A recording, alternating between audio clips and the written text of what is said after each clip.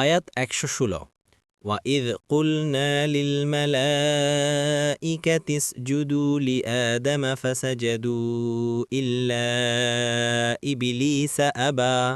অনুবাদ, আর স্মরণ করুন যখন আমরা ফেরেশতাগণকে বললাম তোমরা আদমের প্রতি সিজদা করো, তখন ইবলিস ছাড়া সবাই সিজদা করল, সামান্য করল। তাফসীর ১ নং ফুটনোটের বিবরণ। এখান থেকে আদম আলাইহিসসালামের কাহিনী শুরু করা হয়েছে। এতে উম্মতে মুহাম্মাদীকে হুঁশিয়ার করা উদ্দেশ্য যে শয়তান মানব জাতির আদিশত্রু। সে প্রথমে তোমাদের আদি পিতামাতার সাথে সখ্যতা সাধন করেছে এবং নানা রকমের কৌশল, বাহানা ও শুভেচ্ছামূলক পরামর্শের জাল বিস্তার করে তাদেরকে পদস্থলিত করে দিয়েছে। এর ফলেই তাদের উদ্দেশ্যে জান্নাত থেকে পৃথিবীতে অবতরণের নির্দেশ জারি হয় এবং জান্নাতের পোশাক ছিনিয়ে নেওয়া হয়।